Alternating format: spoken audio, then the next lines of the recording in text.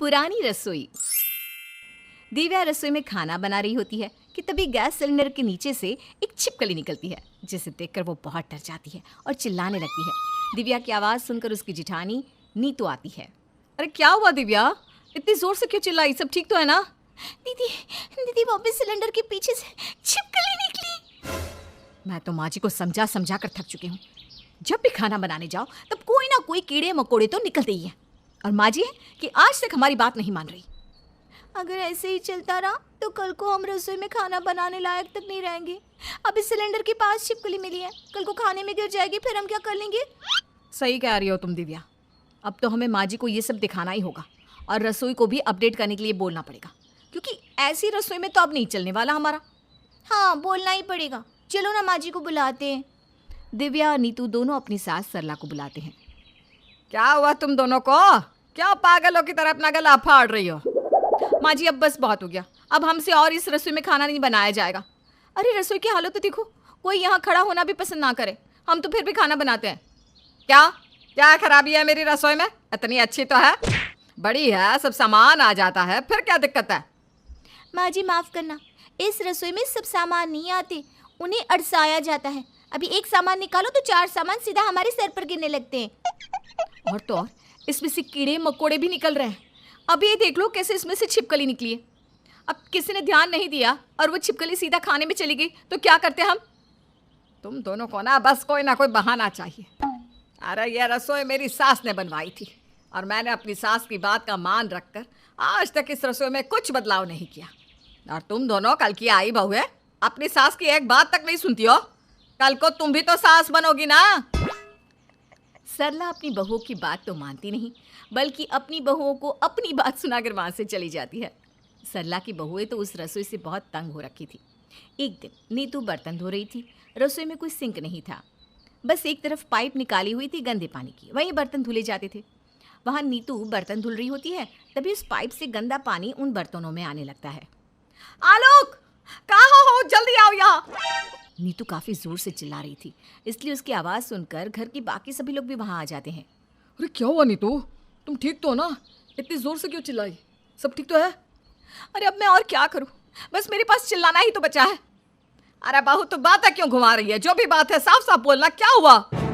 ठीक है माँ जी, अगर आप साफ साफ सुनना चाहती ना तो सुनिए। मैं यहाँ बैठकर बर्तन धो रही थी, लेकिन आपके इस बाबा आदम के ज़माने की रसोई की वजह से नाली का गंदा पानी इन धुले हुए बर्तनों में बार बार आ रहा है। अब आप ही बताओ मैं क्या करूँ इसका? माँ ये तो सच में गलत है, इस बात के लिए मैं नीतू के साथ हूँ। अरे मैं अच्छा खासा कमाता हूँ, मेरा छोटा भाई अच्छा कमाता है, फिर हम अपनी रसोई क्यों नहीं बदल लेते हैं? अच्छा कमाता है तो क्या हम आप पानी की तरफ पैसे बहा दें? हैं? यही चाहते हो क्या तुम दोनों? देखो मेरी बात को ध्यान से समझने की कोशिश करो। जब तक किसी चीज़ से काम चल रहा है तब तक उसे बदलने की ज़रूरत नहीं है। और रसोई तो बिल्कुल ठीक है, पता नहीं क्या परेशानी है बहू को। ये बात तो माँ जी आपने बिल्कुल सही ही कही है, जब तक काम चले चला लेना चाहिए। लेकिन अब तो हमसे इस रसोई में काम ही नहीं चल रहा है ना, इसमें अब हम क्या करें? आदत डालो, क्योंकि रसोई नहीं बदलने वाली। अरे हद होती है, तुम लोग तो छोटी सी बात का बतंगड़ बना रहे हो। रसोई बिल्कुल ठीक है, बस तुम सबका दिमाग खराब हो गया है।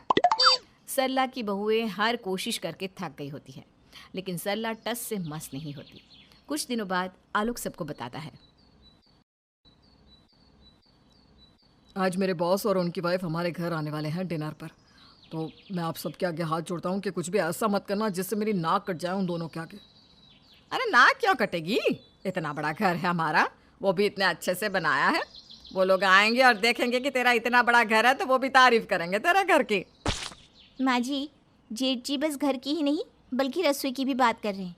घर देखकर तो हर कोई तारीफ ही करता है, लेकिन कोई गलती से रसोई देख ले तो मजाक बनाने में पीछे नहीं हटता। जब घर की बहू ही ऐसी हो तो मजाक तो बनना ही है। क्या मतलब है माँ जी आपका? हम दोनों को देखकर क्या लोग मजाक बनाते हैं हमारा? चलो थोड़ी बहुत तो समझदार हो गई हो, एक ही बार में समझ तो गई कि मैं क्या कह रही हूँ। माँ जी, काश हमारे साथ साथ आप भी थोड़ी समझदार हो जाती तो ज़्यादा अच्छा होता। मुझसे ज़्यादा बहस करने की ज़रूरत नहीं है। तुम दोनों भूलो मत कि अब भी मैं ही हूँ तुम्हारी सास, ना कि तुम दोनों मेरी सास। जो कुछ भी बोलती रहो और मैं आराम से सुनती रहो। माँ जी, अगर हम आपकी बहुएं हैं तो कम से कम बहुओं की एक बात तो मान ही लो, रसोई को थोड़ा मॉडर्न कर दो। हमारे भी दोस्त आते हैं तो पुरानी रसोई देखकर हमें खुद अच्छा नहीं लगता। कुछ नहीं होगा, जिसको जो भी करना हो वो मेरे मरने का इंतजार करे पहले। जब मैं मर जाऊं तो जिसका जो मन है वो करता रहे, मुझे कोई परेशानी नहीं होगी तब। हर बार सरला सबको अपने मरने की बात बोलने लगती और हर किसी को अपनी बात में हामी भरने को मजबूर कर देती। शाम को जब आलोक के बॉस अपनी वाइफ के साथ आते हैं तो आलोक का घर देखकर बहुत खुश होते हैं। वाह आलोक, तुम्हारा घर तो बहुत शानदार है। Thank you boss. वो क्या है ना, हमें गंदगी बिल्कुल पसंद नहीं है और मॉडर्न ज़माना हो रहा है तो घर क्यों नहीं, तो बस हम लोगों ने मिलकर घर को भी थोड़ा मॉडर्न ही कर दिया। हाँ, वैसे आज तुम्हारे बॉस आए हैं, घर पर खाना भी कुछ अच्छा ही होगा। जी जी बॉस, बिल्कुल। आप घर आ रहे हैं इसलिए मेरी वाइफ और मेरे भाई की वाइफ दोनों किचन में खाना बना रही है। मेरी वाइफ बहुत अच्छा खाना बनाती है, आपको बहुत अच्छा लगेगा। Sure sure. By the way, मैं भी आपकी वाइफ के साथ मिलकर थोड़ी कुकिंग करना चाहती हूँ। वो क्या है ना, मुझे कुकिंग करना बहुत अच्छा लगता है, लेकिन आता नहीं। तो तुम्हारी वाइफ के साथ बनाऊँगी तो फिर वो भी मुझे बताएगी ना। हाँ हाँ बिल्कुल, बट एक प्रॉब्लम है। प्रॉब्लम? कैसे प्रॉब्लम है? वो क्या है ना, मेरी वाइफ को पसंद नहीं है कि कोई उसे खाना बनाते हुए डिस्टर्ब करे। ओह, ये तो कोई प्रॉब्लम नहीं है, तुम उसकी चिंता मत करो। मैं बस उसे कुकिंग करते हुए देखूंगी, डिस्टर्ब बिल्कुल नहीं करूंगी। आलोक काफ़ी मना करता रहता है लेकिन उसके बॉस की वाइफ मानती नहीं और आलोक को उन दोनों को रसोई में ले जाना पड़ता है और रसोई की हालत देखकर दोनों का मुंह बंद हो जाता है। आलोक, तुम कल ऑफिस में मिलना, और हाँ, हमें यहाँ कुछ नहीं खाना। अपने बॉस के आगे इंसल्ट करवाकर आलोक को बिल्कुल अच्छा नहीं लगता है। दोनों बहुओं को पता चल चुका था कि अपनी सास के आगे कुछ भी बोलने का मतलब है भैंस के आगे बीन बजाना, इसलिए वो अब कुछ बोलती ही नहीं और चुपचाप से काम करती रहती है। एक दिन नीतू खाना बना रही होती है चूल्हे पर तो रसोई में बहुत धुआं होने लगता है। आज की बहू होकर भी मुझे इस चूल्हे पर खाना बनाना पड़ रहा है। ए भगवान, कितनी गर्मी है यहाँ, ऐसा लग रहा है दुनिया भर की सारी गर्मी यहीं आ गई है। नीतू खांसते खांसते खाना बनाने की कोशिश कर रही थी, पसीने में गिली हो जाती है। तभी वहाँ सरला पानी पीने आती है। अरे बहू, जरा ध्यान से खाना बना, देख कहीं तो खाने में अपना पसीना मत बहा दियो। माँ जी, अगर आपको अपनी बहुओं की इतनी ही चिंता है ना तो बहू की बात मान लो ना। आज के ज़माने में जब सबके घर पे इंडक्शन चूल्हा होता है, लेकिन यहाँ पर ये वाला चूल्हा जिसमें बार बार फूंक मारो। अरे इंडक्शन चूल्हे पर तो हर कोई खाना बना लेता है, बात तो तब मानी जाएगी ना जब कोई इसमें खाना बनाए। और मुझे बहुत खुशी होती है जब मेरी बहू इस पर खाना बनाना भी जानती है। हाँ हाँ, खुशी तो होगी ही ना माँ जी। यहाँ बहुएं गर्मी में चूल्हे पर पागलों की तरह खाना जो बना रही हैं। ज़रूर आपकी सास ने आपकी एक नहीं सुनी होगी, तभी तो आप अपनी बहू को परेशान करती रहती हो। अरे बहू, अपनी सास से जरा तमीज से बात कर। मेरी सास भी बिल्कुल मेरी तरह थी, जो अपनी बहुओं को बहुत प्यार करती। मैं तो समझदार हूँ तभी अपनी सास का प्यार समझ गई, लेकिन तुम लोग तो अपनी सास का प्यार देख भी नहीं सकते। इतना ज़्यादा प्यार दिखा दिया है माँ जी ने तो क्या मुझे सच में दिखना ही बंद हो गया। आखिरकार माँ जी की प्यार का ही तो धुआं है ये। सरला की बहू अब समझ गई थी कि अपनी सास से बोलने का कोई फ़ायदा नहीं होगा, लेकिन फिर भी वो दोनों आते जाते कोशिश करती रहती कि ऐसा कुछ हो जाए और सरला रसोई को मॉडर्न बनाने के लिए मान जाए।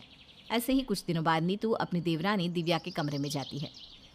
दिव्या यार, माँ जी का ना बहुत हो रहा है।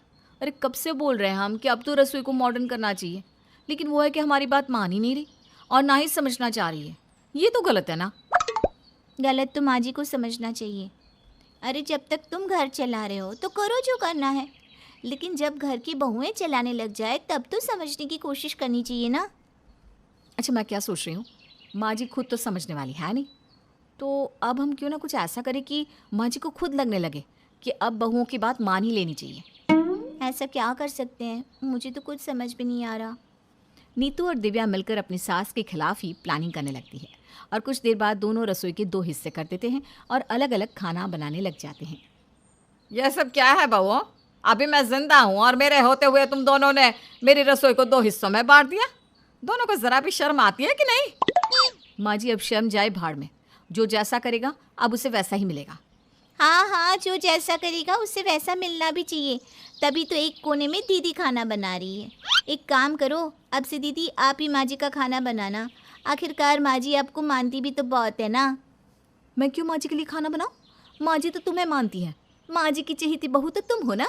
और अब काम पड़ा तो मेरी याद आ गई। मैं नहीं करने वाली कुछ। तो मुझे क्या काम वाली भाई समझा है? मैं भी नहीं करने वाली कुछ।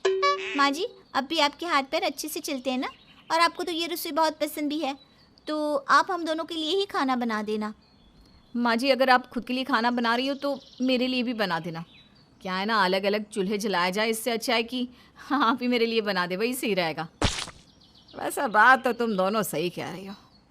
खैर, अब मैं बुढ़िया सोच रही थी कि मेरी सोने की कमर बांध किसे दूँ, लेकिन जब मेरी बहू मुझसे खाना बनवा रही है तो कमर बांध भी मैं ही पहन लूँगी। क्या माँ जी, कमरबंद? माँ जी मैं बना दूँगी खाना, मुझे कोई परेशानी नहीं है किसी के लिए खाना बनाने में। मैं तो खाना अच्छा भी बनाती हूँ। लेकिन माँ जी को पसंद तो मेरे हाथ का खाना है, तो मैं ही बनाऊंगी। अच्छा बहू, सही किया तुम दोनों ने। जब खाना बनाने के लिए मान ही गई हो तो एक काम करो, दोनों मिलकर बनाओ। और हाँ, आगे से मुझे ये ड्रामा नहीं चाहिए बिल्कुल भी। अपने प्लान पर दोनों बहुओं ने खुद ही पानी डाल दिया। लेकिन फिर भी अब दोनों कोशिश करने से पीछे नहीं हट रही थी। कुछ दिनों बाद नीतू और दिव्या की ननद महक अपने ससुराल से आती है। महक के लिए दोनों खिचड़ी बनाती है। भाभी ये क्या है? आज आपकी ननद आई है और आप अपनी ननद को खिचड़ी खिला रही हो। अब ऐसी रसोई में आपको खिचड़ी भी नसीब हो रही है, ये तो आपके लिए बहुत खुशी की बात होनी चाहिए ना, क्योंकि इस रसोई में 56 भोग तो नहीं बनने वाले। बाहो, तो फिर बहाना बनाने लग गई। लगता है माँ ने दोनों भाभीयों की नाक में दम कर रखा है, तभी तो भाभी बिल्कुल चिढ़ी हुई है और खाना भी अच्छा नहीं बना रही। मुझे अब तो भाभीयों को माँ को मनाने का ब्रह्मास्त्र बताना ही होगा। महक को आते ही पता चल गया था कि उसकी दोनों भाभी अपनी सास से परेशान हो गई हैं, इसलिए वो दोनों को अकेले में लेकर जाती है और कहती है, भाभी मुझे पता है आप माँ की पुरानी रसोई से परेशान हो ना। ननद जी, ये बात आपको कैसे पता चली? हमने तो आपको कुछ भी बताया नहीं। फिर आपको ये सब बात किसने बताई? माँ जी ने? नहीं भाभी, मुझे किसी ने नहीं बताई। लेकिन आप दोनों बोल रही हो कि ये घर आपका अभी हुआ है, लेकिन पहले मेरा ही था, इसलिए मैं सब कुछ अच्छे से जानती हूँ। तो फिर आप कैसे रहती थी? देखो, माँ को अच्छा खाना पसंद है। जब उनके खाने में कुछ खराबी आ जाएगी तो वो खुद ब खुद सुधर जाएंगी। मतलब हम ऐसा क्या कर सकते हैं? देखो, पीछे वाली दीवार खराब है ना, तो बस उसका फ़ायदा उठाओ अब। महक अपनी भाभियों को सब बता देती है और दोनों बहुएं मिलकर अपनी सास के खाने में कभी रेत डाल देती है तो कभी दीवार की पपड़ी। ऐसे ही अब रोज़ होने लगता है तो सरला भी परेशान हो जाती है। एक दिन सरला की सब्जी में जब ऊपर ऊपर पपड़ी तैर रही होती है तो सरला को बहुत गुस्सा आता है। बहू, क्या है ये? तुम दोनों से एक काम नहीं होता क्या? खाना तक नहीं बनाया जाता? माँ जी, हम तो खाना अच्छा बनाते हैं, लेकिन अब खाने पर वो दीवार की पपड़ी गिर जाती है तो हम भी क्या कर सकते हैं? हम पपड़ी पकड़ने थोड़ी ना बैठ जाए। अब हम तो आपको वापस से रसोई बनवाने को नहीं बोल रहे हैं, है ना? जैसी है वैसी ही रहे, लेकिन अब ये सब परेशानियां तो झेलनी ही पड़ेगी। अच्छा, मतलब अब रोज रोज खाने में इसी तरह रेत पपड़ी मिलती रहेगी। माँ जी, हम जानबूझकर तो कुछ करते नहीं, और ऐसा भी नहीं कि हम गिरी हुई पपड़ी आपकी सब्जी में डाल रहे हैं। नज़र हटती है और उतनी देर में कुछ न कुछ हो जाता है। बस बहुत हुआ, अब मुझे ये सब रेत मिट्टी वाला खाना नहीं खाना। आलोक को बोल दे रही हूँ, कल से ही नई रसोई का काम शुरू हो जाएगा। सरला, जो अपनी बहुओं की एक नहीं सुन रही थी, वो अब खुद परेशान होकर नई रसोई बनाने के लिए मान जाती है।